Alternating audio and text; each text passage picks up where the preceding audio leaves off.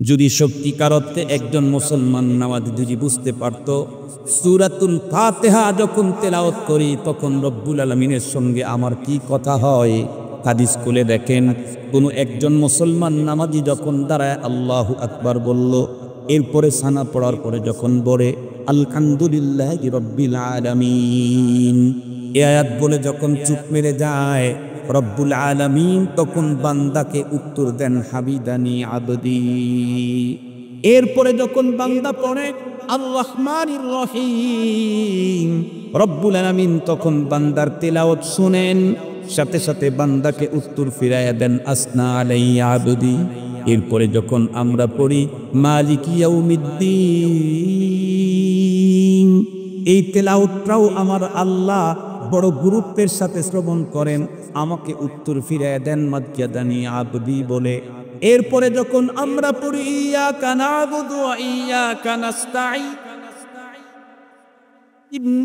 রব্বুল আলামিন তখন আমাকে ডেকে বলে হাদা মা বাইনি ওয়া বাইনা আবদি ওয়া লিআবদি মা সাআল। মুসলমান খুব ভালো করে বুঝবেন, এতক্ষণ পর্যন্ত যা বললাম পয়গম্বরের হাদিস থেকে বলেছি, আরবি বলার কারণে আপনারা বুঝেন নাই, তাই অন্তরের ভিতরে অনুভূতিটা জাগ্রত হয় নাই। এখন বাংলা বললেই বুঝবেন। আমরা নামাজে দাঁড়ায় বলি আলহামদুলিল্লাহি রাব্বিল আলামিন, আমি আল্লাহকে বললাম সমস্ত প্রশংসা ওই আল্লাহর জন্য যিনি সকল জগতের মালিক। এ কথা আল্লাহ পাক শোনেন, শোনার সাথে সাথে আমাকে উত্তর দেন হামিদানি আবদি, ও আমার বান্দা তুই আমার প্রশংসা করে ফেললি। রব যে আমাকে উত্তর দেন, এই উত্তর শোনার মতো কান আপনার আমার, কথা বলেন না কেন? কান আপনার আমার নাই। উত্তর কিন্তু রব ঠিকই দিচ্ছেন। দুনিয়ার সব শব্দ কি আমরা শুনতে পাই? দুনিয়ার সব কিছু কি আমরা দেখতে পাই? অনেক কিছু আছে আমার চোখ দিয়ে দেখতে পাই না, ডাক্তার দেখে। আমরা যখন নামাজ পড়ি তখন কার সঙ্গে কথা হয়? আমরা বলি আলহামদুলিল্লাহি রাব্বিল আলামিন, রব্বুল আলামিন বলেন হামিদানি আবদি। এরপরে যখন বলি আর রহমানির রহিম, পরম করুণাময় অতীব দয়ালু, এ কথা আল্লাহ শুনে বলেন আসনা আলাইয়া আবদি, আমার বান্দা তুমি আমার আরো প্রশংসা করলে। এরপরে যখন বলি মালিক ইয়াউমিদ্দিন, প্রতিদান দিবসের মালিক, রব্বুল আলামিন আমার তেলাওয়াত শ্রবণ করে উত্তর দেন মাজ্জাদানি আবদি, আমার গোলাম আমার বান্দি আমার ভূয়সী প্রশংসা করে ফেলল। আল্লাহু আকবার বলেন। মাত্র 3টা বাক্য দিয়ে আল্লাহ পাকের প্রশংসা যখন আমি নামাজের ভিতরে দাঁড়িয়ে করলাম, 4 নম্বর আয়াত যখন পড়ি ইয়াকা না'বুদু ওয়া ইয়াকা নাস্তাঈন, এতটুকুন আয়াত পর্যন্ত যাইতেই আল্লাহ পাক আমাকে দেখে বলে হাদা মা বাইনি ওয়া বাইনা আবদি ওয়া লিআবদি মা সাআল। এ আমার বান্দা, এতক্ষণ পর্যন্ত তুমি যা পড়লে আমার প্রশংসা করেছো, এখন তুমি আমাকে বললে আল্লাহ তোমারই ইবাদত করি, তোমার কাছেই সাহায্য চাই। এই আয়াতটাকে আমি ভাগ করে নিলাম, অর্ধেক আমার জন্য রাখলাম, অর্ধেক তোরে দিয়ে দিলাম। আর তোকে আমি আরেকটা অফার দিচ্ছি, ও বান্দা তুই আমার কাছে এখন যা চাবি তাই পেয়ে যাবি। পুরা সূরাতুল ফাতিহা তেলাওয়াত করা লাগে না, সূরা ফাতিহার 7 আয়াতের 4টা তেলাওয়াত করতেই রব আমার প্রতি এত খুশি হয়ে গেলেন, এখন ডেকে বলেন তুই যা চাবি তাই পাবি। আল্লাহু আকবার বললেন না গে? মুসলমান ভাইরারে আমার খুব ভালো করে বুঝবেন। 3 নম্বর 4 নম্বর আয়াতে বললাম আল্লাহ তোমারই ইবাদত করি, তোমার কাছেই যাই। এই কথা বলতেই রব্বুল আলামিন আমাকে ডেকে বললেন বান্দা এই আয়াতের অর্ধেক আমার অর্ধেক তোমার, এখন তুমি যা চাবে তাই তোমাকে দেব। এখন চাওয়াটা যদি আমার জিম্মায় ছেড়ে দিত, আমরা চাইতাম আল্লাহ আমাকে গাড়ির মালিক বানাও, বাড়ির মালিক বানাও, আল্লাহ আমাকে ফ্যাক্টরির মালিক বানাও, আল্লাহ আমাকে ইন্ডাস্ট্রিজের মালিক বানাও, আল্লাহ আমাকে এমপি বানাও, মন্ত্রী বানাও, আল্লাহ আমাকে এইটা বানাও ওইটা বানাও। এগুলি আসলে কিছুই না, কারণ যে কোনো একদিন যত বড় পদবি থাক না কেন, মৃত্যু যখন আসবে তখন পুরায়া যাবে না, যাবে না। যত বড় সম্পদের মালিক হোক, বিল গেটস যখন ফুরিয়ে যাবে, মরে যাবে, তখন তো আর তার কাছে কিছুই থাকবে না। মাত্র কয়েকটা বছরের জীবনের জন্য আমি যত কিছু চাইবো সবগুলাই ছোট হবে। এই জন্য আল্লাহ যখন বলছে বান্দা যা চাবি তাই পাবি, এখন যদি আল্লাহ আমাদের জিম্মায় ছেড়ে দিতেন আমরা ছোট ছোট জিনিস চাইতাম। এই জন্য রব্বুল আলামিন কি চাবো সেইটাও আমাদেরকে সূরা ফাতিহায় শিখাইয়া দিলেন। আল্লাহ জানা দিলেন অন্য কিছু চাস না, তুই এখন চা ইহদিনাস সিরাতাল মুস্তাকিম। বান্দা অন্য কিছু চাস না, তুই আমার কাছে চা, আল্লাহ আমাকে সরল সঠিক পথে চালাও। কোন পথে? সিরাতাল্লাযীনা আন'আমতা আলাইহিম, ওই মানুষদের পথে যাদেরকে তুমি পুরস্কৃত করেছো, তাদের পথে নয়। গায়রিল মাগদুবি আলাইহিম ওয়ালাদ-দাল্লিন, যারা অভিশপ্ত গোমরা তাদের পথে আমাদেরকে চালাইও না। এখন কথা হলো আল্লাহ পাক যাদেরকে পুরস্কৃত করেছেন তারা কারা? কোরআনে হাকিমের আরেক জায়গায় আল্লাহ বলেন উলাইকা আল্লাযীনা আন'আমাল্লাহু আলাইহিম মিনান নাবিয়্যিন ওয়াস-সিদ্দীকিন ওয়াশ-শুহাদা'i ওয়াস-সালিহিন ওয়া হাসুনা উলাইকা রাফীকা। ওই চার গ্রুপ হলো প্রথম নাম্বার নবীগণের গ্রুপ। সুবহানাল্লাহ বলেন। তার মানে আল্লাহ এমপির পথে চলতে চাই না, নবীর পথে চালাও। আল্লাহু আকবার বলেন। এমপির সাথে পরপরে দাঁড়াইতে চাই না, মন্ত্রীর সাথে দাঁড়াইতে চাই না, পয়গম্বরের সাথে পরপরে দাঁড়ায়া দাও। বলেন তো দেখি, এমপির মতো, মন্ত্রীর মতো, মিনিস্টারের মতো, ব্যারিস্টারের মতো, লয়ারের মতো, প্রেসিডেন্টের মতো আর প্রকৌশলীর মতো, স্পিকারের মতো হওয়াই সবচাইতে বড়, নাকি পয়গম্বরের মতো পয়গম্বরের পথে চলতে পারাই সবচাইতে বড়? রব্বুল আলামিন কি চাইতে হবে এটা আমাদের কাছে ছেড়ে দেন নাই, কারণ আমরা ভুল করে ফেলবো। এজন্য রব নিজেই শিখায় দিলেন, তুমি এখন চাও ইহদিনাস সিরাতাল মুস্তাকিম। আমি তখন চাওয়া শুরু করলাম নামাজের ভিতরেই। আল্লাহ তো আজই বলে দিয়েছেন এখন যা চাবি তাই পাবি। আমি এখন চাইলাম ইহদিনাস সিরাতাল মুস্তাকিম সিরাতাল্লাযীনা আন'আমতা আলাইহিম গায়রিল মাগদুবি আলাইহিম ওয়ালাদ-দাল্লিন। আল্লাহ তো বলছেন এখন যা চাবি তাই পাবি, আবার কি চাবো তাও আল্লাহ শিখিয়ে দিয়েছেন। শুধু আল্লাহ শিখিয়ে দিয়েছেন তাই না, আমি যখন এই আবেদনগুলি করলাম, বুখারী শরীফের হাদিস দেখেন, আমরা যখন ওয়ালাদ-দাল্লিন পড়ি তখন ফেরেশতারা বলে আমিন। ওই আমিনের সঙ্গে আমাকেও আমিন বলতে বলা হয়েছে। হাদিসে পাকের মধ্যে আসছে, তোমাদের ভিতরে যার আমিন ফেরেশতাদের আমিনের সঙ্গে মিলে যাবে, জীবনের গুনাহ মাফ হয়ে তোমার পাওনা পেয়ে যাবে। সুবহানাল্লাহ বলেন, আলহামদুলিল্লাহ বলেন। তাহলে নামাজের ভিতরে আমার মূল ভজনের সাথে আমার কাণ্ডটা কি ঘটে, ঘটনা কি ঘটে, এ খবরই তো আমার কাছে নাই। এ কারণে নামাজে দাঁড়াইলে খুব দ্রুত তাড়াতাড়ি করে বের হয়ে যেতে পারলে কেন? আমি তো জানি না কার সাথে আমার কথা হচ্ছে। মুসলমান ভাইরা নিয়ে আমার কথা ভালো করে বুঝবেন। ঈমান আর কুফরের ভিতরে পার্থক্যকারী বস্তুর নাম হলো নামাজ।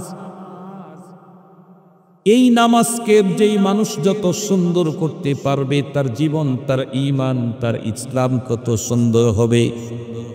যে লোকের নামাজ অসুন্দর, তার জীবন কোনোদিন সুন্দর হওয়ার সম্ভাবনা নাই। নামাজকে সুন্দর করতে চাইলে অজু সুন্দর হতে হয়। যেই লোকের অজু অসুন্দর, সেই লোকের নামাজ যেমন কিয়ামত পর্যন্ত সুন্দর হওয়ার সম্ভাবনা নাই। একজন মানুষ নামাজ পড়তে, অজু করতে গিয়ে অজুটাই নষ্ট করে ফেলেছে, এই লোক যদি কাবা শরীফের ওইখানে গিয়ে নামাজ পড়ে, এই নামাজও কবুল হওয়ার কোনো সম্ভাবনা নেই। তাহলে নামাজ সুন্দর করতে চাইলে কি সুন্দর করা লাগবে? অজু। জীবন যদি কোনো মানুষ সুন্দর করতে চায় তাহলে তাকে নামাজ সুন্দর করা লাগবে। নামাজ যতক্ষণ পর্যন্ত সুন্দর করতে পারবে না, ততক্ষণ পর্যন্ত কোনো মানুষের জীবন সুন্দর হবে না। রব্বুল আলামিনের সঙ্গে বান্দা সুসম্পর্ক গড়বে কেমনে? এর জন্য তো বহু পদ্ধতি সিস্টেম আল্লাহ পাক রব্বুল আলামিন দিয়েছেন। তার ভিতরে আল্লাহর বান্দা আল্লাহর সবচাইতে নৈকট্য অর্জন করতে পারে তার জীবদ্দশায় হলো নামাজের মধ্যে।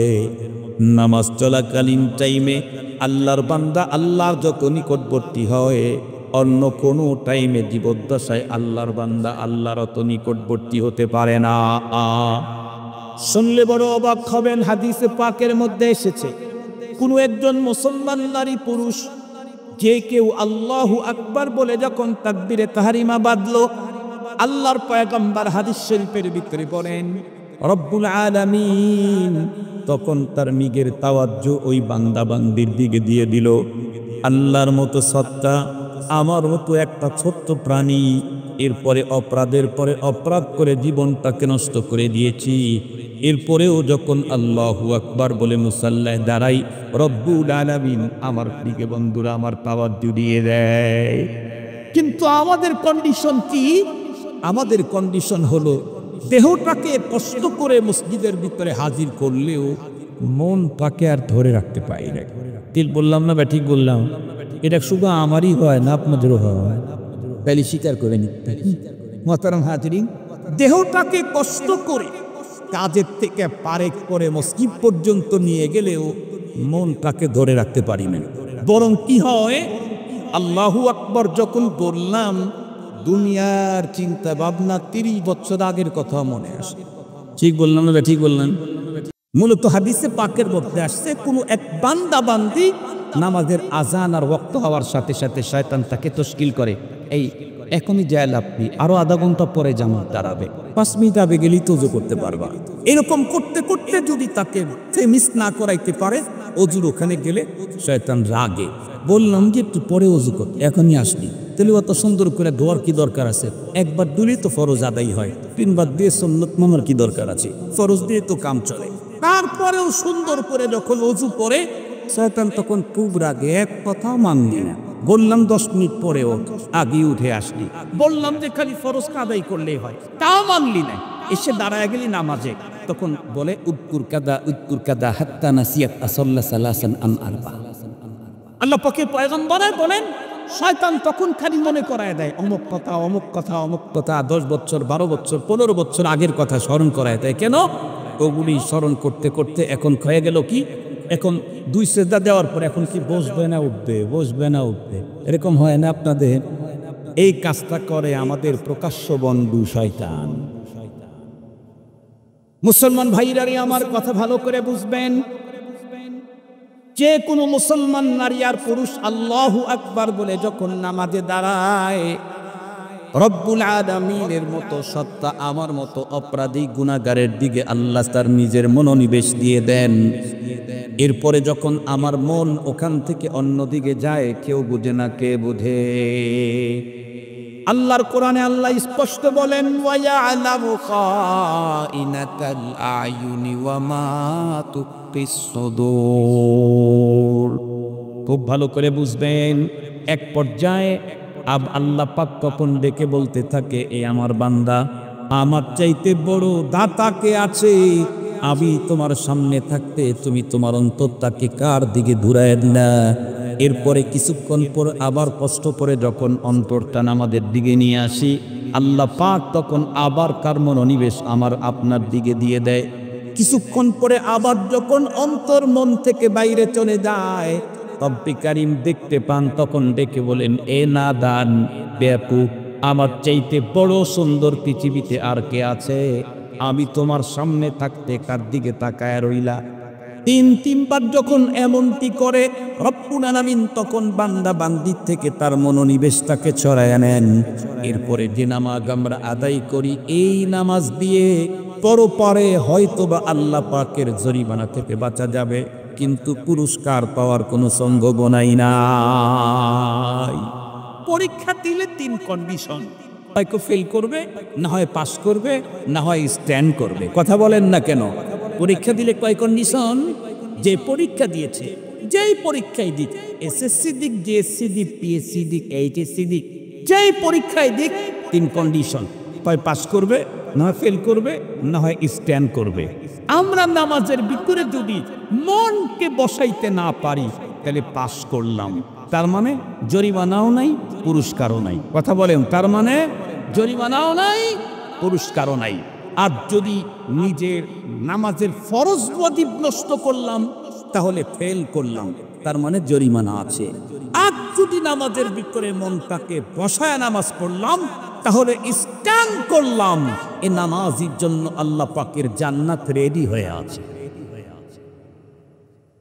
মুসলমান ভাইরা আমার, একটা হাদিস বলেই শেষ করে দিচ্ছি। আসলে অন্তরের ভিতরে, আমার অন্তরটা নামাজের ভিতরে অন্যদিকে যাওয়ার কথা না, যায় কেন? আমি আসলে নামাজে কি বলছি, কার সাথে কি বলতেছি খবর নাই, কার সাথে কি বলতেছি, কার সঙ্গে কথা বলছি, এই খবরটা আমার কাছে না থাকার কারণেই তো আমি অবজ্ঞা করে দিলটা অন্যর দিকে পাঠিয়ে দেই। যদি সত্যিকার অর্থে একজন মুসলমান নামাজি যদি বুঝতে পারত সূরাতুল ফাতিহা যখন তেলাওয়াত করি তখন রব্বুল আলামিনের সঙ্গে আমার কি কথা হয়। হাদিস খুলে দেখেন, কোন একজন মুসলমান নামাজি যখন দাঁড়ায় আল্লাহু আকবার বলল, এরপরে সানা পড়ার পরে যখন বলে আলহামদুলিল্লাহি রাব্বিল আলামিন, এই আয়াত বলে যখন চুপ মেরে যায়, রব্বুল আলামিন তখন বান্দাকে উত্তর দেন হামিদানি আবদি। এরপরে যখন বান্দা পড়ে আর রহমানির রহিম, রব্বুল আলামিন তখন বান্দার তেলাওয়াত শুনেন, সাথে সাথে বান্দাকে উত্তর ফিরাইয়া দেন আসনা আলাইয়া আবদি।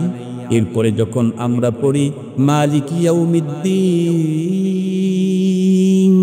এই তেলাওয়াতটাও আমার আল্লাহ বড় গুরুত্বের সাথে শ্রবণ করেন, আমাকে উত্তর ফিরাইয়া দেন মাদকিয়াদানি আবদি বলে। এরপরে যখন আমরা পড়ি ইয়াকা না'বুদু ওয়া ইয়াকা নাস্তাঈন, রব্বুল আলামিন তখন আমাকে ডেকে বলে হাদা মা বাইনি ওয়া বাইনা আবদি ওয়া লিআবদি মা সাআল। মুসলমান খুব ভালো করে বুঝবেন, এতক্ষণ পর্যন্ত যা বললাম পয়গম্বরের হাদিস থেকে বলেছি, আরবি বলার কারণে আপনারা বুঝেন নাই, তাই অন্তরের ভিতরে অনুভূতিটা জাগ্রত হয় নাই। এখন বাংলা বললেই বুঝবেন। আমরা নামাজে দাঁড়ায় বলি আলহামদুলিল্লাহি রাব্বিল আলামিন, আমি আল্লাহকে বললাম সমস্ত প্রশংসা ওই আল্লাহর জন্য যিনি সকল জগতের মালিক। এই কথা আল্লাহ পাক শোনেন, শোনার সাথে সাথে আমাকে উত্তর দেন হামিদানি আবদি, ও আমার বান্দা তুই আমার প্রশংসা করে ফেললি। রব যে আমাকে উত্তর দেন, এই উত্তর শোনার মতো কান আপনার আমার, কথা বলেন না কেন? কান আপনার আমার নাই, উত্তর কিন্তু রব ঠিকই দিচ্ছেন। দুনিয়ার সব শব্দ কি আমরা শুনতে পাই? দুনিয়ার সব কিছু কি আমরা দেখতে পাই? অনেক কিছু আছে আমার চোখ দিয়ে দেখতে পাই না, ডাক্তার দেখে। খুব ভালো করে মনে রাখবেন মুসলমান নারী পুরুষ কত কষ্ট করে দুনিয়ার ভিতরে একটু ভালো খাওয়ার জন্য দৈনিক 8 থেকে 12 ঘন্টা পর্যন্ত ডিউটি করেন। আপনার কোম্পানির মালিকের সঙ্গে একটু কথা বলতে পারলে ওই দিন আপনার অন্তরের ভিতরে কত আনন্দ লাগে। আজকে কোম্পানির মালিকের সাথে কথা হয়েছে, জিএম এর সাথে কথা হয়েছে, জেনারেল ম্যানেজারের সাথে কথা হয়েছে। আরে আপনার জেনারেল ম্যানেজারের সাথে আপনি কথা বলতে পারলে যদি এত খুশি হয়, আপনি যদি দিনের শুরু ভাগে দৈনিক 5 বার আল্লাহর সঙ্গে কথা বলতে পারেন, তাহলে আপনার অন্তরের প্রশান্তি এদেশের বিল গেটসের কোনোদিন নসিব হবে না। আমরা যখন নামাজ পড়ি তখন কার সঙ্গে কথা হয়? আমরা বলি আলহামদুলিল্লাহি রাব্বিল আলামিন। রব্বুল আলামিন বলেন হামিদানি আবদি। এরপরে যখন বলি আর রহমানির রহিম, পরম করুণাময় অতীব দয়ালু, এ কথা আল্লাহ শুনে বলেন আসনা আলাই আবদি, আমার বান্দা তুমি আমার আরো প্রশংসা করলে। এরপরে যখন বলি মালিক ইয়াউমিদ্দিন, প্রতিদান দিবসের মালিক রব্বুল আলামিন আমার তেলাওয়াত শ্রবণ করে উত্তর দেন মাজ্জাদানি আবদি, আমার গোলাম আমার বান্দি আমার ভূয়সী প্রশংসা করে ফেলল। আল্লাহু আকবার বলেন। মাত্র 3টা বাক্য দিয়ে আল্লাহ পাকের প্রশংসা যখন আমি নামাজের ভিতরে দাঁড়িয়ে করলাম, 4 নম্বর আয়াত যখন পড়ি ইয়াকা না'বুদু ওয়া ইয়াকা নাস্তাঈন, এতটুকুন আয়াত পর্যন্ত যাইতেই আল্লাহ পাক আমাকে দেখে বলে হাদা মা বাইনি ওয়া বাইনা আবদি ওয়া লিআবদি মা সাআল। এ আমার বান্দা, এতক্ষণ পর্যন্ত তুমি যা পড়লে আমার প্রশংসা করেছো, এখন তুমি আমাকে বললে আল্লাহ তোমারই ইবাদত করি, তোমার কাছেই সাহায্য চাই। এই আয়াতটাকে আমি ভাগ করে নিলাম, অর্ধেক আমার জন্য রাখলাম, অর্ধেক তোরে দিয়ে দিলাম। আর তোকে আমি আরেকটা অফার দিচ্ছি, ও বান্দা, তুই আমার কাছে এখন যা চাবি তাই পেয়ে যাবি। পুরা সূরাতুল ফাতিহা তেলাওয়াত করা লাগে না, সূরা ফাতিহার 7 আয়াতের 4টা তেলাওয়াত করতেই রব আমার প্রতি এত খুশি হয়ে গেলেন। এখন ডেকে বলেন তুই যা চাবি তাই পাবি। আল্লাহু আকবার বললেন না গে? আপনি মালিকের প্রতিদিন 8 ঘন্টার জায়গায় 10 ঘন্টা পরিশ্রম করলেও কোনো মালিক বলে না তুই যা চাবি তাই পাবি। কত মাস করলেন, কত রাত করলেন, কতদিন কাজ করলেন, কত নেতার কথায় রাস্তায় গিয়ে বুকে গুলি নিলেন, রাজপথে আন্দোলন করতে গিয়ে ঠ্যাং হারালেন, পা হারালেন, কেউ বলল না তুই যা চাবি তাই পাবি। রবের দরবারে এয়ার কন্ডিশন মসজিদের ভিতরে দাঁড়ায়া মাত্র 3 আয়াত পড়ার পরে 4র্থ নম্বর আয়াত তেলাওয়াত করলে রব বললেন তুই এখন যা চাবি তাই পাবি। বলেন তো দেখি, রব্বুল আলামিন মাসে মাসে তো কয়টা করে ওয়াদা মিস করে, বোনাস দিকে চাইলে দেয় না। রব্বুল আলামিন এরকম করছেন কোনোদিন? রব যা বলেন তাই করেন, যা চান তাই করেন। কথা বলেন, যা চান তাই করেন। ওমান আসদাকু মিনাল্লাহি হাদিসা, আমার রবের চাইতে অধিক সত্য কথা পৃথিবীর কার হতে পারে? সে রব বললেন তুই আমার কাছে যা চাবি তাই পাবি। এখন কথা হলো কি চাবো, কি চাবো, এই ব্যাপারটা আল্লাহ আমাদের হাতে ছেড়ে দেন নাই। কেন? আমরা ছোট, আমাদের চাওয়াও ছোট। আমরা ছোট, আমাদের চাওয়াও ছোট। আবার একটু বলেন, যে যত বড় তার চয়েস, যে যত ছোট তার চয়েস। আর একটু জোরে বলেন, যে যত ছোট তার চয়েস তত ছোট। রব্বুল আলামিনের চাইতে বড় কেউ আছে কি? সুতরাং রব আমাকে যেটা চয়েস করে দিবেন সেইটার মতো দেনেওয়ালা পৃথিবীতে কেউ নাই। মুসলমান ভাইরারে আমার খুব ভালো করে বুঝবেন। 3য় নম্বর 4র্থ নম্বর আয়াতে বললাম আল্লাহ তোমারই ইবাদত করি, তোমার কাছেই যাই। এই কথা বলতেই রব্বুল আলামিন আমাকে ডেকে বললেন বান্দা, এই আয়াতের অর্ধেক আমার, অর্ধেক তোমার। এখন তুমি যা চাবে তাই তোমাকে দেব। এখন চাওয়াটা যদি আমার জিম্মায় ছেড়ে দিত, আমরা চাইতাম আল্লাহ আমাকে গাড়ির মালিক বানাও, বাড়ির মালিক বানাও, আল্লাহ আমাকে ফ্যাক্টরির মালিক বানাও, আল্লাহ আমাকে ইন্ডাস্ট্রিজের মালিক বানাও, আল্লাহ আমাকে এমপি বানাও, মন্ত্রী বানাও, আল্লাহ আমাকে এইটা বানাও ওইটা বানাও। এগুলি আসলে কিছুই না, কারণ যে কোনো একদিন যত বড় পদবি থাক না কেন, মৃত্যু যখন আসবে তখন পুরায়া যাবে না, যাবে না। যত বড় সম্পদের মালিক হোক, বিল গেটস যখন ফুরিয়ে যাবে, মরে যাবে, তখন তো আর তার কাছে কিছুই থাকবে না। মাত্র কয়েকটা বছরের জীবনের জন্য আমি যত কিছু চাইবো সবগুলাই ছোট হবে। এই জন্য আল্লাহ যখন বলছে বান্দা যা চাবি তাই পাবি, এখন যদি আল্লাহ আমাদের জিম্মায় ছেড়ে দিতেন আমরা ছোট ছোট জিনিস চাইতাম। এই জন্য রব্বুল আলামিন কি চাবো সেইটাও আমাদেরকে সূরা ফাতিহায় শিখাইয়া দিলেন। আল্লাহ জানা দিলেন অন্য কিছু চাস না, তুই এখন চা ইহদিনাস সিরাতাল মুস্তাকিম। বান্দা অন্য কিছু চাস না, তুই আমার কাছে চা, আল্লাহ আমাকে সরল সঠিক পথে চালাও। কোন পথে? সিরাতাল্লাযীনা আন'আমতা আলাইহিম, ওই মানুষদের পথে যাদেরকে তুমি পুরস্কৃত করেছো, তাদের পথে নয়। গায়রিল মাগদুবি আলাইহিম ওয়ালাদ-দাল্লিন, যারা অভিশপ্ত গোমরা তাদের পথে আমাদেরকে চালাইও না। এখন কথা হলো আল্লাহ পাক যাদেরকে পুরস্কৃত করেছেন তারা কারা? কোরআনে হাকিমের আরেক জায়গায় আল্লাহ বলেন উলাইকা আল্লাযীনা আন'আমাল্লাহু আলাইহিম মিনান নাবিয়্যিন ওয়াস-সিদ্দীকিন ওয়াশ-শুহাদা'i ওয়াস-সালিহিন ওয়া হাসুনা উলাইকা রাফীকা। ওই 4 গ্রুপ হলো প্রথম নাম্বার নবীগণের গ্রুপ। সুবহানাল্লাহ বলেন। তার মানে আল্লাহ এমপির পথে চলতে চাই না, নবীর পথে চালাও। আল্লাহু আকবার বলেন। এমপির সাথে পরপারে দাঁড়াইতে চাই না, মন্ত্রীর সাথে দাঁড়াইতে চাই না, পয়গম্বরের সাথে পরপারে দাঁড়ায়া দাও। বলেন তো দেখি, এমপির মতো, মন্ত্রীর মতো, মিনিস্টারের মতো, ব্যারিস্টারের মতো, লয়ারের মতো, প্রেসিডেন্টের মতো আর প্রকৌশলীর মতো, স্পিকারের মতো হওয়াই সবচাইতে বড়, নাকি পয়গম্বরের মতো পয়গম্বরের পথে চলতে পারাই সবচাইতে বড়? রব্বুল আলামিন কি চাইতে হবে এটা আমাদের কাছে ছেড়ে দেন নাই, কারণ আমরা ভুল করে ফেলবো। এজন্য রব নিজেই শিখায় দিলেন, তুমি এখন চাও ইহদিনাস সিরাতাল মুস্তাকিম। আমি তখন চাওয়া শুরু করলাম নামাজের ভিতরেই। আল্লাহ তো আজই বলে দিয়েছেন, এখন যা চাবি তাই পাবি। আমি এখন চাইলাম ইহদিনাস সিরাতাল মুস্তাকিম, সিরাতাল্লাযীনা আন'আমতা আলাইহিম গায়রিল মাগদুবি আলাইহিম ওয়ালাদ-দাল্লিন। আল্লাহ তো বলছেন এখন যা চাবি তাই পাবি। আবার কি চাবো তাও আল্লাহ শিখিয়ে দিয়েছেন। শুধু আল্লাহ শিখিয়ে দিয়েছেন তাই না, আমি যখন এই আবেদনগুলি করলাম, বুখারী শরীফের হাদিস দেখেন, আমরা যখন ওয়ালাদ-দাল্লিন পড়ি তখন ফেরেশতারা বলে আমিন। ওই আমিনের সঙ্গে আমাকেও আমিন বলতে বলা হয়েছে। হাদিসে পাকের মধ্যে আসতে, তোমাদের ভিতরে যার আমিন ফেরেশতাদের আমিনের সঙ্গে মিলে যাবে, জীবনের গুনাহ মাফ হয়ে তোমার পাওনা পেয়ে যাবে। সুবহানাল্লাহ বলেন, আলহামদুলিল্লাহ বলেন।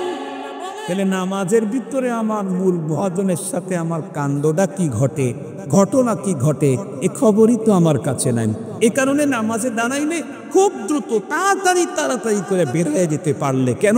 আমি তো জানি না কার সাথে আমার কথা হচ্ছে, আমি তো বুঝি না কার সাথে আমার কথোপকথন হচ্ছে, আমি তো জানি না কার সাথে আমার কন্ট্যাক্ট হচ্ছে, আমি তো জানি না কি অফার আল্লাহ আমাকে দিচ্ছে। যদি এতটুকু আমার মাথার মধ্যে থাকে, আলহামদুলিল্লাহ রাব্বিল আলামিন, আমার তিলাওয়াত আল্লাহ শুনলেন, তাই তিলাওয়াতটা আগে যা করছি এখন তার চাইতে সুন্দর করব না। কারণ শুনতেছেন কে? আল্লাহ। শুনতেছেন কে?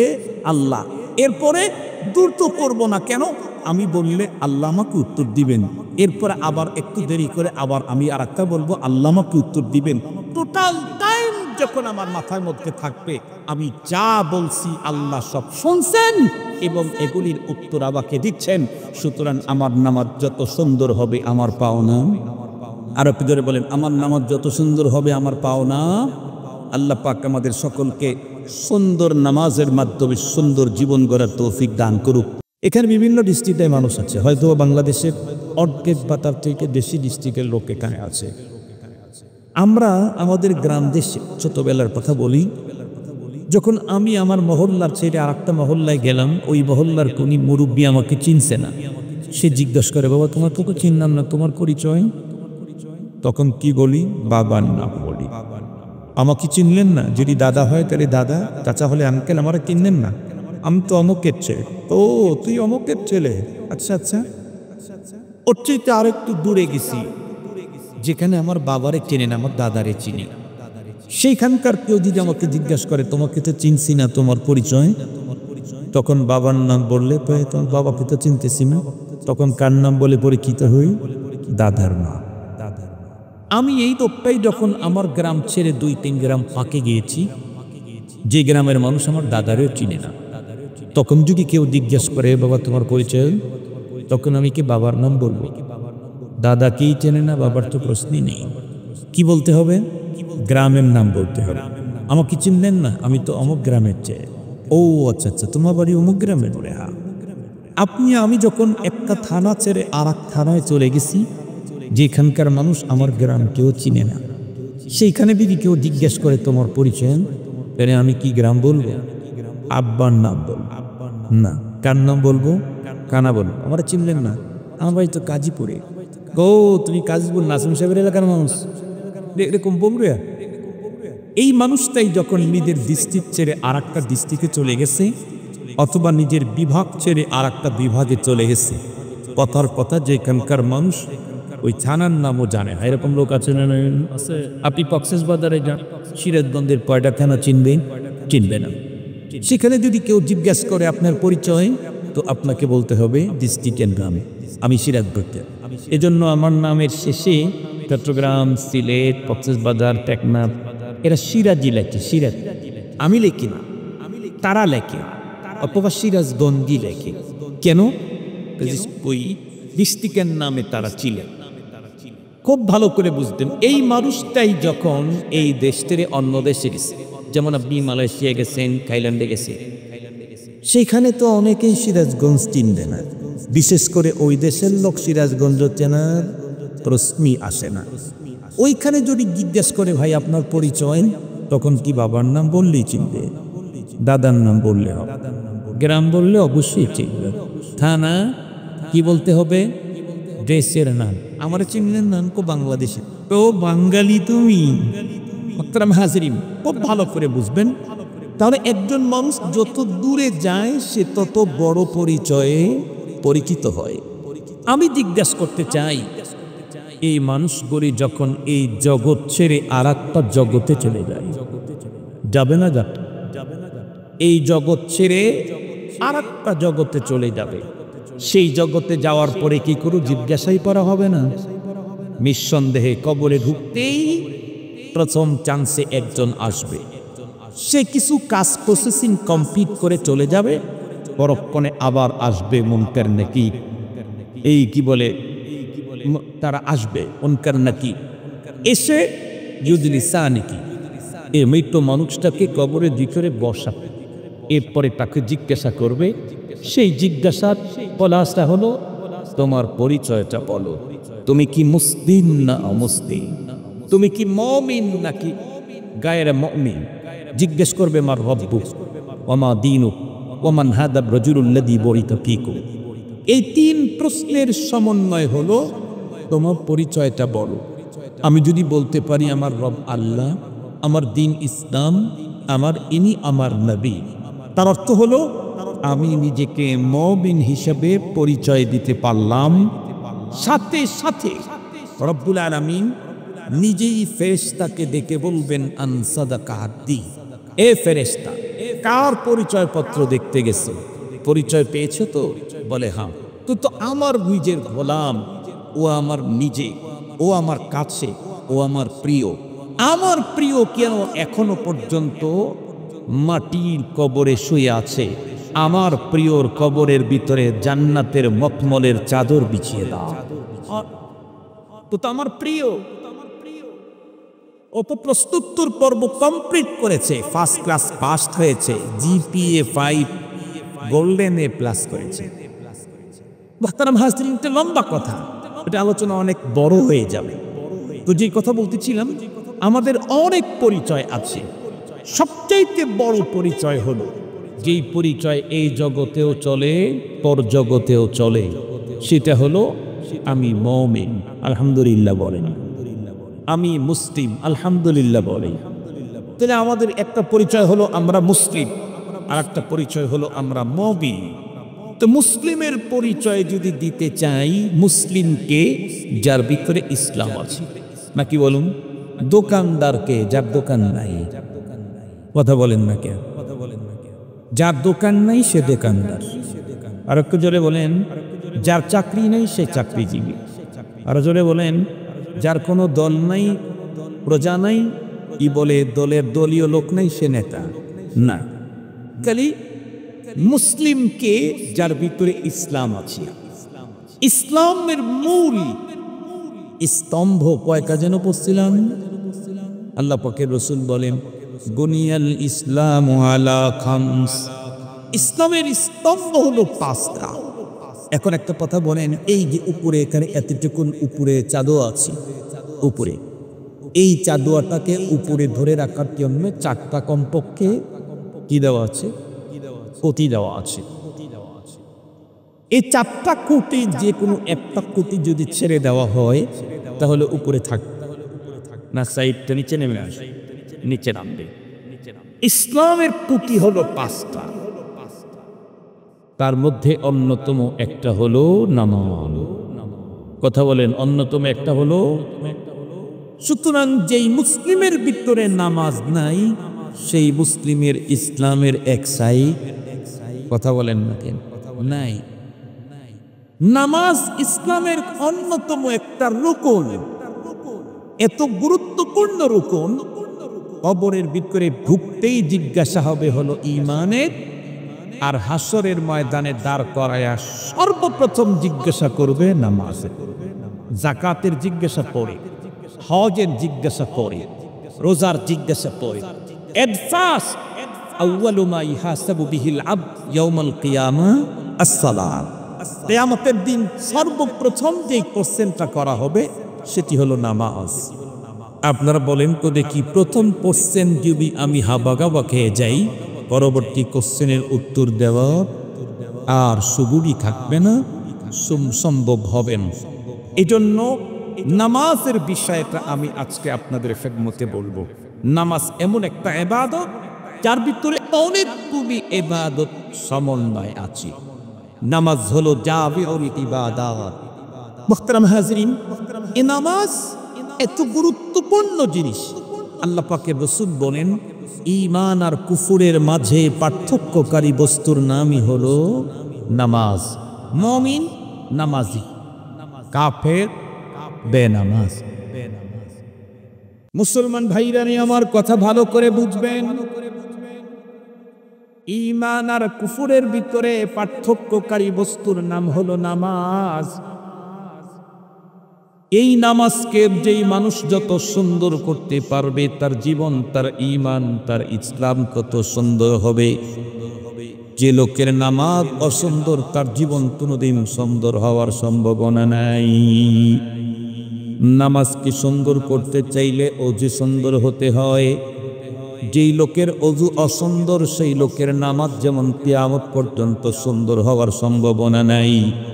একজন মানুষ নামাজ পড়তে, অজু করতে গিয়ে অজুটাই নষ্ট করে ফেলেছে, এই লোক যদি কাবা শরীফের ওইখানে গিয়ে নামাজ পড়ে, এই নামাজও কবুল হওয়ার কোনো সম্ভাবনা নেই। তাহলে নামাজ সুন্দর করতে চাইলে কি সুন্দর করা লাগবে? অজু। অজু। জীবন যদি কোনো মানুষ সুন্দর করতে চায়, তাহলে তাকে নামাজ সুন্দর করা লাগবে। নামাজ যতক্ষণ পর্যন্ত সুন্দর করতে পারবে না, ততক্ষণ পর্যন্ত কোনো মানুষের জীবন সুন্দর হবে না। আপনারা বলেন তো দেখি, আপনারা কেউ বা কোথাও না কোথাও জব করেন, কোনো চাকরি করেন, বলেন তো দেখি, মূল মহাজনের সঙ্গে সঙ্গে সম্পর্ক যার যত গভীর, ওই কোম্পানির বন্ধুরা আমার ওই লোকের থেকে বেশি সুবিধা অন্য কেউ করতে পারে না। আপনি যাই হোক, আপনার যে বস আছে, প্রত্যেকে তার বসের সাথে সম্পর্ক উন্নত করলে সে অনেক সুবিধা পায়। কথা বলেন, সুবিধা পায় না? পায় না? প্রমোশন হয়, বেতন, স্যালারি বাড়ে, বেতন বাড়ে, আবার মাঝে মাঝে না গেলেও চলে। বিগত সময় আপনারা দেখেছেন, বিগত সরকারের সময় অনেক লোক 10 বছর 15 বছর পর্যন্ত একাই 2টা সরকারি চাকরি করছে। শুনেন নাই আপনারা? একাই 2 সরকারের 2টা চাকরি করা। এইটি বলেন তো দেখি, সম্পর্ক ছাড়া কি সম্ভব ছিল? সম্পর্ক ভালো ছিল, এজন্য এই লেখানিস দিয়ে দিস, খালাস। তাহলে বসের সাথে সম্পর্ক যত উন্নত, তার জীবনে প্রমোশন তত বেশি। আমি আমার জীবনের প্রমোশন যদি পেতে চাই, সুন্দর জীবন পেতে চাই, তাহলে রব্বুল আলামিনের সাথে আমার সুসম্পর্ক গড়া ছাড়া কোনো উপায় নাই। রব্বুল আলামিনের সঙ্গে বান্দা সুসম্পর্ক গড়বে কেমনে? এর জন্য তো বহু পদ্ধতি, সিস্টেম আল্লাহ পাক রব্বুল আলামিন দিয়েছেন। তার ভিতরে আল্লাহর বান্দা আল্লাহর সবচাইতে নৈকট্য অর্জন করতে পারে তার জীবদ্দশায় হলো নামাজের মধ্যে। নামাজ চলাকালীন টাইমে আল্লাহর বান্দা আল্লাহর যত নিকটবর্তী হয়, অন্য কোনো টাইমে জীবদ্দশায় আল্লাহর বান্দা আল্লাহর অত নিকটবর্তী হতে পারে না। শুনলে বড় অবাক হবেন, হাদিসে পাকের মধ্যে এসেছে, কোনো একজন মুসলমান নারী পুরুষ যে কেউ আল্লাহু আকবার বলে যখন তাকবীরে তাহরিমা বাঁধলো, আল্লাহর পয়গম্বর হাদিস শরীফের ভিতরে বলেন, রব্বুল আলামিন তখন তার নিগের তাওয়াজ্জু ওই বান্দা বান্দির দিকে দিয়ে দিল। আল্লাহর মতো সত্তা, আমার মতো একটা ছোট্ট প্রাণী, এরপরে অপরাধের পরে অপরাধ করে জীবনটাকে নষ্ট করে দিয়েছি, এরপরেও যখন আল্লাহু আকবার বলে মুসাল্লায় দাঁড়াই, রব্বুল আলামিন আমার দিকে বন্ধুরা আমার তাওয়াজ্জু দিয়ে দেয়। কিন্তু আমাদের কন্ডিশন কি? আমাদের কন্ডিশন হলো দেহটাকে কষ্ট করে মসজিদের ভিতরে হাজির করলেও মনটাকে আর ধরে রাখতে পারি না। ঠিক বললাম না? ঠিক বললাম? এটা শুধু আমারই হয় না, আপনাদেরও হয়। তাহলে স্বীকার করে নিতে মোহতারাম হাজিরিন, দেহটাকে কষ্ট করে কাজের থেকে পারেক করে মসজিদ পর্যন্ত নিয়ে গেলেও মনটাকে ধরে রাখতে পারি না। বরং কি হয়, আল্লাহু আকবার যখন বললাম, দুনিয়ার চিন্তা ভাবনা 30 বছর আগের কথা মনে আসে। ঠিক বললাম না? ঠিক বললাম? একটা মজার কথা শোনাবো আপনাদেরকে। মজার একটা কথা শোনাবো, আমার বাবার কথা না, হাকিমুল উম্মত মুজাদ্দিদুল মিল্লাত শাহ আশরাফ আলী থানভী রাহমাতুল্লাহি আলাইহি উনি লিখছেন, ওনার ইসের মধ্যে আসছে, ওনার এক মুরিদ সরকারি চাকরি করে, তার কাছে অফিসের সব চাবি। একদিন হঠাৎ করে চাবি কোথায় রাখছে এটার স্মরণে নাই। যদি যথা টাইমে খুলে দিতে না পারে চাকরি চলবে না। এই চাকরি গিয়ে আল্লাহ পাক তার জীবিকার ব্যবস্থা করে দিয়েছেন। পেরেশানিতে মুখ দিয়ে মনে করেন শুধু শরীর দিয়ে ঘাম বের হইতেছে, ধোঁয়া উঠতেছে। কি করবে? পীর সাহেবের কাছে গেছে, যা বলছে, হযরত আমি তো চাকরি করি, অফিসের চাবি তো আমার কাছে, এই 8-10 মিনিট পরে তো বস সবাই আসবে, এত লোক এখানে কর্মরত, চাবি তো পাচ্ছি না, কোনোভাবেই পাচ্ছি না, যথাসময়ে খুলতে যদি না পারি তাহলে আমার চাকরি চলে যাবে, হুজুর একটু আল্লাহর রাস্তা পেছে করেন। এমপি সাহেব কি চাবি মিলাই দেওয়ার না লোকটা? কি পীর সাহেব তো আল্লাহর সাথে সম্পর্ক করায় দেওয়ার কাজ করবে। হুজুর আমার অবস্থা শেষ। হাকিমুল উম্মত থানভী রাহমাতুল্লাহি আলাইহি বললেন যে সুন্দর করে ওযু করে 4 রাকাত নামাজ পড়ো, যাও নফল নামাজ। লোকটা চিন্তা করলো, হায় হায় আসলাম কেন, হুজুর কিছুই বুঝলেন না। আমি আসলাম চাবি পাইতেছি না, সময় মাত্র 10-12 মিনিট, বস আসবে, 100-1000 লোক এখানে দাঁড়িয়ে থাকবে, আমি যদি খুলতে না পারি, এতগুলি লোক, চাকরি তো থাকবে না, জরিপানা নিশ্চিত হবে। আমি যদি একটু খোঁজাখুঁজি করতাম, তাও তো খানিক চেষ্টা করতাম। এখন বলে 4 রাকাত নামাজ পড়ো। 4 রাকাত নামাজ পড়তে পড়তে তো 8 মিনিট চলে যাবে। নামাজে কি আর চাবি পাওয়া যায়? নামাজে তো আল্লাহ পাওয়া রেখে তো চাবি পাওয়া যাবে কেমন? এখন পীর সাহেব বলছে, না বললে চাবি না থাকতে চাকরি চলে যাবো, পীর সাহেবের কথা না শুনলে তো পীর ঘুরিয়ে চলে গেল। এজন্য মনে চায় নাই, তারপরেও বলছেন পীর সাহেব ওযু করে ওখানে দাঁড়াইছে। আল্লাহু আকবার। এখন বলেন তো দেখি, চাবি না হারাইলেই যত কথা মনে আসে, আজকে তো চাবি হারাইছে, তাইলে কি কথা মনে থাকবে? আসবে না? আসবে না?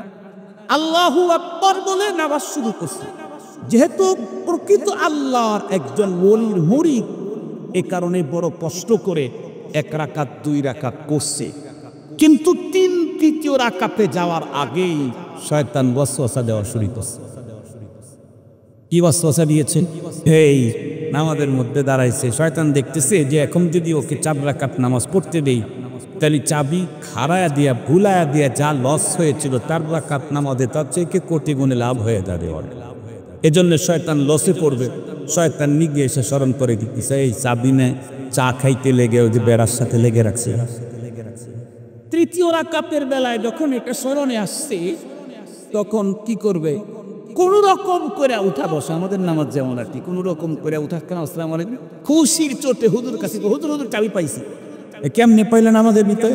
তো হুজুর নামাজের ভিতরে তো স্মরণ আসছে যে চাবিটা আমি চা খাইতে বেড়ার সাথে লাগায় রাখছিলাম। মূলত হাদিসে পাকের মধ্যে আসছে, কোনো এক বান্দা বান্দি নামাজের আজান আর ওয়াক্ত হওয়ার সাথে সাথে শয়তান তাকে তশকিল করে, এই এখনই যায় আপনি আরো আধা ঘন্টা পরে জামাত দাঁড়াবে, 5 মিনিট আগে গেলেই তো ওযু করতে পারবা। এরকম করতে করতে যদি তাকে মিস না করাইতে পারে, ওযুর ওখানে গেলে শয়তান রাগে, বললাম যে একটু পরে ওযু কর, এখনই আসলি, তাহলে অত সুন্দর করে দোয়ার কি দরকার আছে? একবার দিলেই তো ফরজ আদায় হয়, 3 বার দিয়ে সুন্নত মানার কি দরকার আছে? ফরজ দিয়ে তো কাম চলে। তারপরেও সুন্দর করে যখন ওযু করে, শয়তান তখন খুব রাগে, এক কথা মানলি না। বললাম 10 মিনিট পরে ওঠ, আগে উঠে আসলি। বললাম যে খালি ফরজ আদায় করলেই হয়, তাও মানলি না, এসে দাঁড়ায় গেলি নামাজে। তখন বলে উদ্কুর কাদা হাত্তা নাসিয়াত আসাল্লা সালাসান আন আরবা। আল্লাহ পাকের পয়গম্বর বলেন, শয়তান তখন খালি মনে করায় দেয় অমুক কথা অমুক কথা অমুক কথা, 10 বছর 12 বছর 15 বছর আগের কথা স্মরণ করায় দেয়। কেন? ওগুলি স্মরণ করতে করতে এখন হয়ে গেল কি, এখন 2 সেজদা দেওয়ার পর এখন কি বসবে না উঠবে, বসবে না উঠবে, এরকম হয় না আপনাদের? এই কাজটা করে আমাদের প্রকাশ্য বন্ধু শয়তান। মুসলমান ভাইরারে আমার কথা ভালো করে বুঝবেন, যে কোনো মুসলমান নারী আর পুরুষ আল্লাহু আকবার বলে যখন নামাজে দাঁড়ায়, রব্বুল আলামিনের মতো সত্তা আমার মতো অপরাধী গুনাহগারের দিকে আল্লাহ তার নিজের মনোনিবেশ দিয়ে দেন। এরপরে যখন আমার মন ওখান থেকে অন্যদিকে যায়, কেউ বুঝে না, কে বুঝে? আল্লাহর কোরআনে আল্লাহ স্পষ্ট বলেন, ওয়া ইয়ালামু খাইনাতাল আয়ুনি ওয়া মা তুকিস সুদূর। খুব ভালো করে বুঝবেন, এক পর্যায়ে আল্লাহ পাক তখন ডেকে বলতে থাকে, এ আমার বান্দা, আমার চাইতে বড় দাতা কে আছে? আমি তোমার সামনে থাকতে তুমি তোমার অন্তরটাকে কার দিকে ঘুরায় দিলা? এরপরে কিছুক্ষণ পর আবার কষ্ট করে যখন অন্তরটা আমাদের দিকে নিয়ে আসি, আল্লাহ পাক তখন আবার কার মনোনিবেশ আমার আপনার দিকে দিয়ে দেয়। কিছুক্ষণ পরে আবার যখন অন্তর মন থেকে বাইরে চলে যায়, রব্বে কারীম দেখতে পান, তখন ডেকে বলেন, এ নাদান, বেয়াকুব, আমার চাইতে বড় সুন্দর পৃথিবীতে আর কে আছে? আমি তোমার সামনে থাকতে কার দিকে তাকায় রইলা? তিনবার যখন এমনটি করে, রব্বুল আলামিন তখন বান্দা বান্দির থেকে তার মনোনিবেশটাকে ছড়ায় নেন।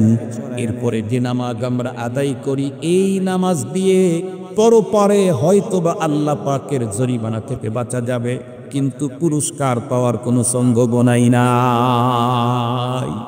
পরীক্ষা দিলে 3 কন্ডিশন, হয় ফেল করবে, না হয় পাস করবে, না হয় স্ট্যান্ড করবে। কথা বলেন না কেন? পরীক্ষা দিলে কয় কন্ডিশন?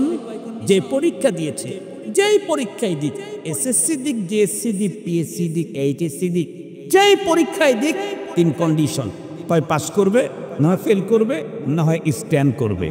আমরা নামাজের ভিতরে যদি মনকে বসাইতে না পারি, তাহলে পাস করলাম, তার মানে জরিমানাও নাই, পুরস্কারও নাই। কথা বলেন, তার মানে জরিমানাও নাই, পুরস্কারও নাই। আর যদি নিজের নামাজের ফরজ ওয়াজিব নষ্ট করলাম, তাহলে ফেল করলাম, তার মানে জরিমানা আছে। আর যদি নামাজের ভিতরে মনটাকে বসায় নামাজ পড়লাম, তাহলে স্ট্যান্ড করলাম, এ নামাজের জন্য আল্লাহ পাকের জান্নাত রেডি হয়ে আছে। মুসলমান ভাইরা আমার, একটা হাদিস বলেই শেষ করে দিচ্ছি।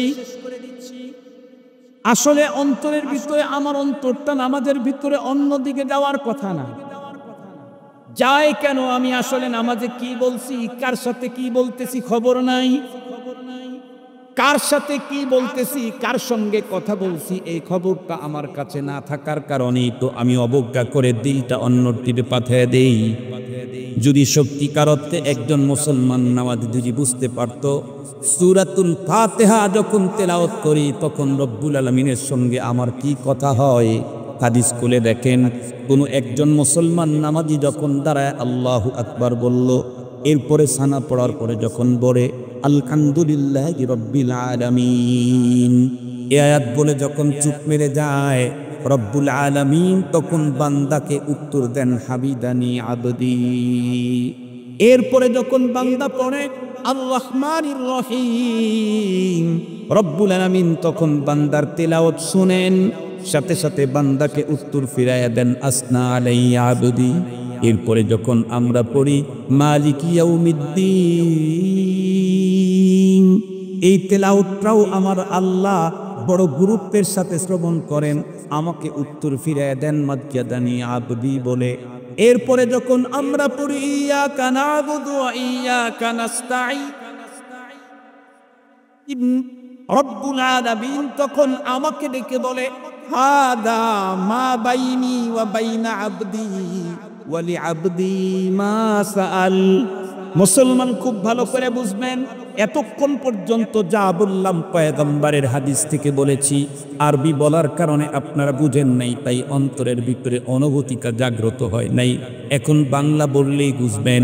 আমরা নামাজে দাঁড়ায় বলি আলহামদুলিল্লাহি রাব্বিল আলামিন, আমি আল্লাহকে বললাম সমস্ত প্রশংসা ওই আল্লাহর জন্য যিনি সকল জগতের মালিক, এ কথা আল্লাহ পাক শোনেন।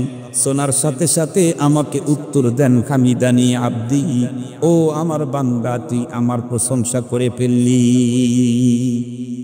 রব যে আমাকে উত্তর দেন, এই উত্তর শোনার মতো কান আপনার আমার? কথা বলেন না কেন? কান আপনার আমার নাই।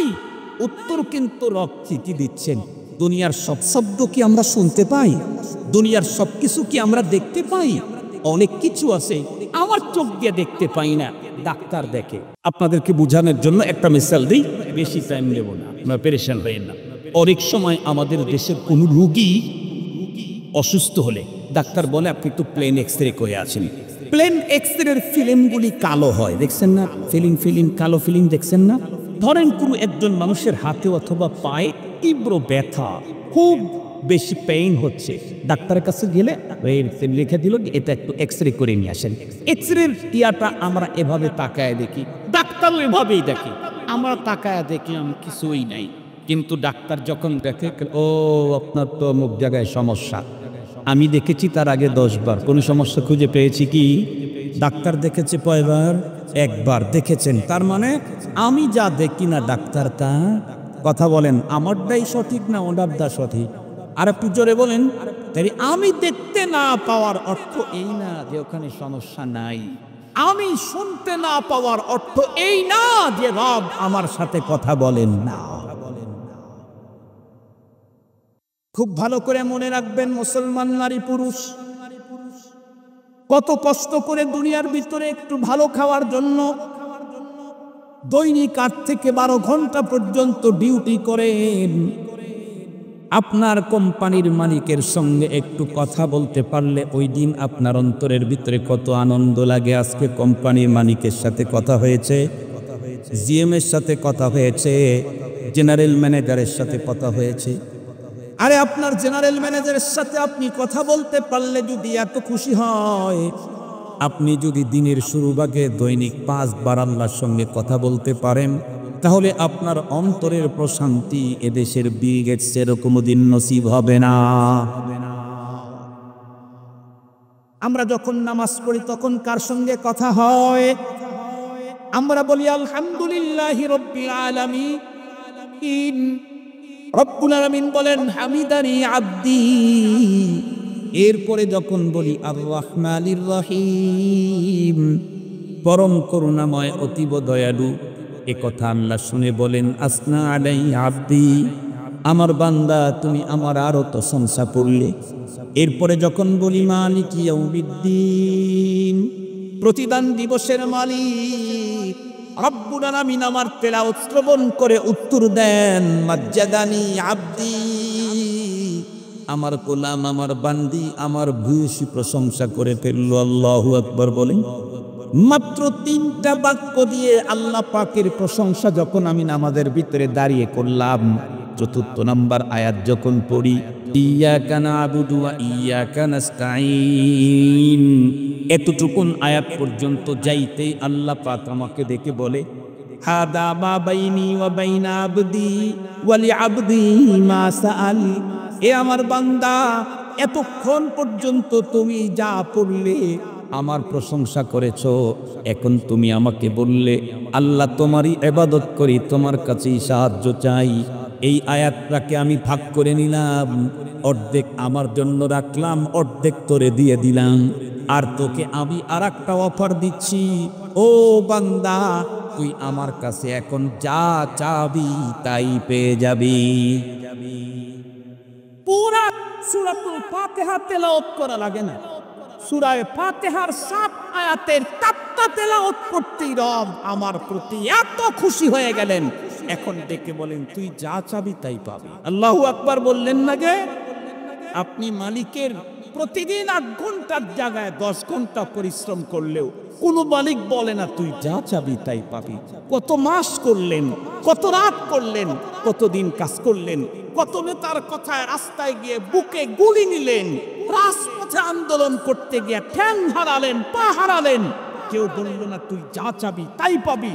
রবের দরবারে এয়ার কন্ডিশন মসজিদের ভিতরে দাঁড়ায়া মাত্র 3 আয়াত পড়ার পরে 4 নম্বর আয়াত তেলাওয়াত করলে রব বললেন তুই এখন যা চাবি তাই পাবি। বলেন তো দেখি, রব্বুল আলামিন মাসে মাসে তো কয়টা করে ওয়াদা মিস করে, বোনাস দিকে চাইলে দেন। রব্বুল আলামিন এরকম করছেন কোনোদিন? রব যা বলেন তাই করেন, যা চান তাই করেন। কথা বলেন, যা চান তাই করেন। ওমান আসদাকু মিনাল্লাহি হাদিসা, আমার রবের চাইতে অধিক সত্য কথা পৃথিবীর কার হতে পারে? সে রব বললেন, তুই আমার কাছে যা চাবি তাই পাবি। এখন কথা হলো, কি চাবো? কি চাবো এই ব্যাপারটা আল্লাহ আমাদের হাতে ছেড়ে দেন নাই। কেন? আমরা ছোট, আমাদের চাওয়াও ছোট। আমরা ছোট, আমাদের চাওয়াও ছোট। আপনাদেরকে একটা মিসাল দেব, কি 2 মিনিট বেশি লাগবে, কিন্তু বলবো 2 মিনিট বেশি লাগবে। সেটা হলো, দেখেন, একই বাবার সন্তান, একই বাবা, একটা পরে প্রাইমারিতে, একটা পরে হাই স্কুলে, একটা পরে কলেজে, একটা ইউনিভার্সিটিতে। খুব ভালো করে বুঝবি, এই 4টা সন্তানেরই বাবার কাছে কিছু চাওয়া পাওয়া আছে না নেই? বাবা চিন্তা করলো যে আগামী কালকে তো ঈদুল ফিতর, ছেলেটা তো অবশ্যই টাকা পয়সা চাবো। এই জন্য ব্যাংক নোট, কচকচা নতুন নোট নিয়ে গেল। এই ছেলেদেরকে, তোরা কালকে তো ঈদ, আমি তো ঈদের নামাজ পড়াইতে যাব অনেক জায়গায়, তো এখন আমি 1 মিনিট বসা 4-5 বলতেন, কারণ ভাই আমি একটা ওয়াজে আছি, 15 মিনিটের মধ্যে ওয়াজ শেষ হয়ে গেল। এমন দিনই ভাই, অবশ্যই কোনো সমস্যা আছে না, এত অফান দেখে না। তো যে কথা বলতেছিলাম, ওই কচকচা টাকা নিয়ে গেছি, প্ল্যান নিয়ে গেছি যে ছোট ছেলে দাঁতে দেবো হলো 20 টাকা আন্দাজ। ও যে প্রাইমারিতে পড়ে, আপনি 20 টাকা যদি নর্মাল টাকা যদি 200 টাকার নোটও দেন ও রাজি নেই। কচকচা টাকা যদি 20টা দেন আরে খুশি। কেন? ও টাকার সংখ্যার মর্যাদা বুঝে না, উপরের চেহারা চেনে। ঠিক বললাম না? ঠিক বললাম? ওটার অঙ্ক বুঝে না, ওর উপরের চেহারা চেনে। ওরে 20 টাকা দিয়েছেন, কি খুশি! আরে কতজনকে দেখাইছি, দেখো আমাকে বাবা দিয়েছে, বাবা দিয়েছে, কয় 20। একটু যে বড় করে বলে না, বলে না, একটু যে বড় হাই স্কুলে পড়ে, পরে 100 টাকা দিয়েছে, টাকাই নেই। 200 টাকার লাল নোট দিয়েছে, তাও টাকায় না। কি চাই? আমারে 500 দিতে হবে, ওরে 500 দিয়ে দিই। বাবা চিন্তা করছিল যেটা কলেজে পরে ওরা 1000 টাকা দেবে, 1000 টাকার নোট দিয়েছে। রাজি? কথা বলেন, রাজি? টাকায় না। 1000 টাকা দিয়েছে, নেন। বুঝে যায়, মাকে বলে, মা বাবা মাত্র 2000 টাকা দিয়েছে, আমার ফ্রেন্ড সার্কেল আছে না। মা যায় বলে, কত দিছ? 2000 দিয়েছে। 5000 টাকা দেও গা। সারা জীবন দুনিয়াতে বিনা পয়সার উকিল মায়ের চাইতে বড় দুনিয়াতে আর কেউ পাবে না। বাবাকে ঋণ করতে বাধ্য করবে, তবুও সন্তানের পক্ষে বলতেই থাকবে, বাড়াইতেই থাকবে, বাড়াইতেই থাকবে। হালমিন মাঝি যতই বাড়াবেন এরপরে বলবে, আর কয়েকটা টাকা দেও। কথা বলেন, মা মা মা। এরপরে আর একটা পরে ইউনিভার্সিটিতে বাবা চিন্তা করছে, ওরে 10,000 টাকা দেয়া লাগে। 10,000 টাকা দিয়েছে। বাবা, এ কি তোমাদের যুগ আর এখন আছে? একটা হোটেলে রেস্টুরেন্টে বসলেই তো 20,000 টাকা বিল হয়ে যাবে। বাবা 30,000 টাকা দে। না, নিতে পারবো না। বাবা আরো 10 বাড়ায়া দিয়েছে, ডাবল। তারপরেও ছেলে নিতে রাজি নাই। বলেন তো দেখি, তাহলে যে যত বড় তার চয়েসটা। আবার একটু বলেন, যে যত বড় তার চয়েস, যে যত ছোট তার চয়েস। আর একটু জোরে বলেন, যে যত ছোট তার চয়েস তত ছোট। রব্বুল আলামিনের চাইতে বড় তো আছে কি? সুতরাং রব আমাকে যেটা চয়েস করে দিবেন সেইটার মতো দেনেওয়ালা পৃথিবীতে কেউ নাই।